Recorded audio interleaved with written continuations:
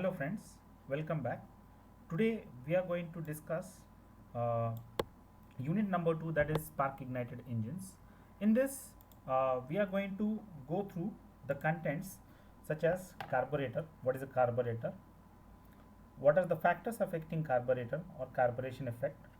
Then we will discuss about petrol and diesel engine, petrol and diesel fuel comparison. So what is the difference between petrol fuel and the diesel fuel? Next, air fuel ratio for spark ignited engines. And the final topic we are going to discuss is the operating conditions for loads and speed of SI engines.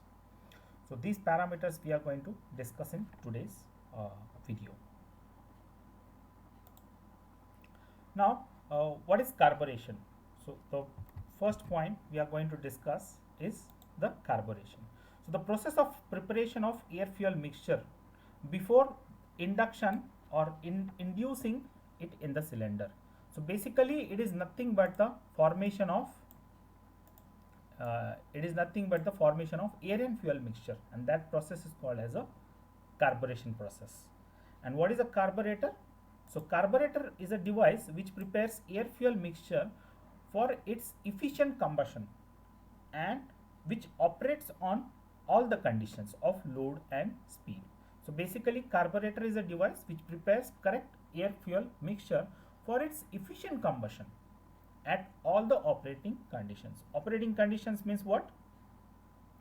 Operating conditions means the load and speed conditions, variable loads and variable speed conditions. Now what are the factors affecting carburation? Now let us go through the factors affecting carburetor or the carburation effect. The first factor affecting the carburation effect or carburation is speed. Higher the speed, less time is available for the air fuel mixture preparation. If the engine speed is high, lesser time is available. Next, inlet temperature of air. Higher temperature, more vaporization. So if the inlet air temperature is higher, you will experience more vaporization of fuel. Next, volatility of fuel. More volatile the fuel, it is very easy for vaporization. So until unless the fuel vaporizes, it cannot mix with air properly. Next, design of the intake manifold. So the air fuel mixture preparation also is influenced by the design of intake manifold or the manifolds, and the length of manifold also plays an important role. So these are the factors affecting the carburation process. Now let us go through the comparative points of petrol and diesel. Now here in this diagram you can clearly see, or the chart, the comparative points. The first point of comparison is the octane number. So octane number for gasoline is 85 to 95. For diesel, C10 rating is 45 to 55. Now stoichiometric air fuel requirements, it is 14.7 and 14.6 for diesel. Now the next important parameter is combustion energy, megajoules per meter cube. So 42.7 is for diesel petrol and 36 is for diesel. Next is the flame speed. So meters per second. Flame speed is 0.5. Diesel is not available in this chart. Next is the auto ignition temperature. So auto ignition temperature for petrol is 258 and for diesel is 316.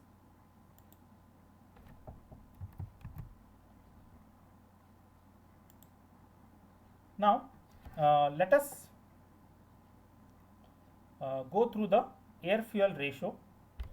What are the air fuel ratio requirements of a petrol engine? So what is the stoichiometric ratio? The first point of comparison or the point of discussion is the stoichiometric air fuel ratio. Stoichiometric air fuel ratio. So it is chemically correct mixture for burning of air and fuel. The mixture air and fuel will burn chemically, that is a chemically correct air fuel ratio for burning of the fuel, and that for petrol engines is of the range of 14.6 to 15.1 by mass basis. So stoichiometric air fuel ratio is 14.6 to around 15.1. That is the chemically correct air fuel ratio. Now at this ratio it gives most rapid combustion of the charge. So if the air fuel ratio is chemically correct, the combustion will be rapid. And the lean mixtures are 16 to 18 as to 1. Now what do you mean by 16 to 18 as to 1? Means 18 parts of oxygen and 1 part of petrol, that is fuel. So the mixture of this will lead to a formation of a lean mixture. Above stoichiometric ratio it will be lean mixture, below stoichiometric ratio it will be a rich mixture. So like in this case of rich mixture you have 11 to 14 as to 1. So this is in case of more power requirements, and this is in case of better fuel economy requirements.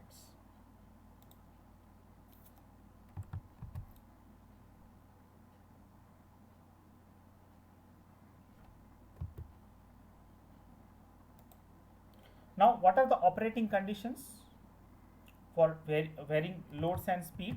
So the first condition is the starting, when the engine starts.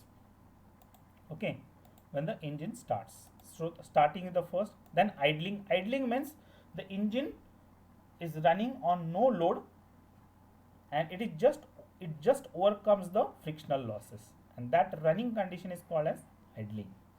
Next is low load. If the engine runs on the low load, that condition is called as the low load condition. Next condition is the cruising or part load conditions. Next condition is the full load or full throttle condition. Next condition is the acceleration condition,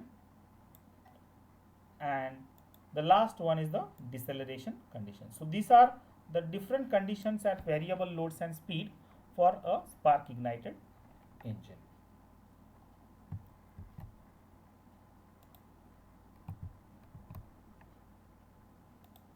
Now let us go through the air fuel mixture requirement curve. Now this is a very important curve asked in most of the exams to understand all the operating conditions. So on the x-axis you have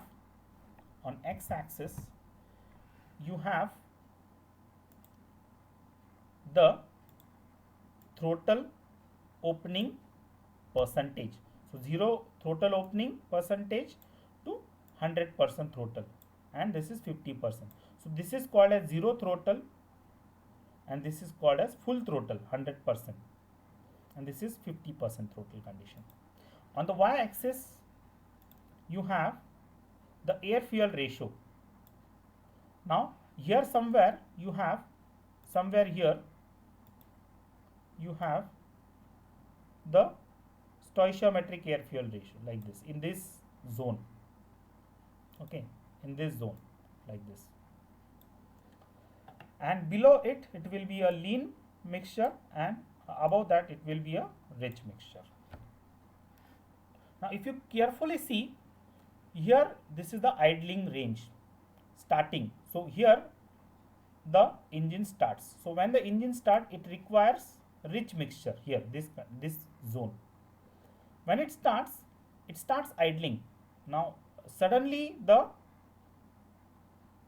air fuel mixture becomes to the leaner side. Here you can see this area, okay, to the leaner side. Here it is rich because it is the starting phase. Then you have this idling phase.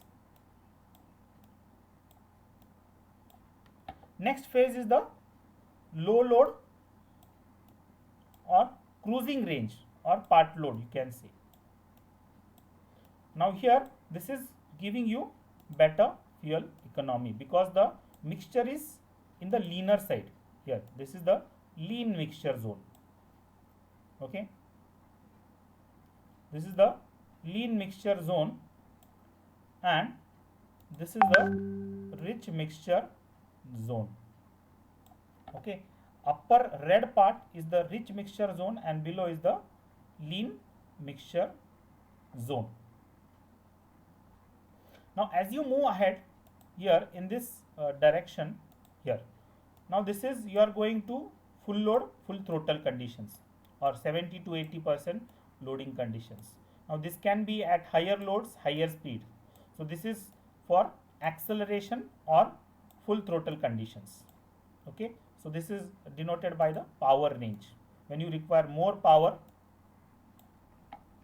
you require rich mixtures. You again go in that red zone. So this is the rich mixture zone and this zone is the lean mixture zone. Okay, so these are the different operating conditions. Thank you friends, thank you very much.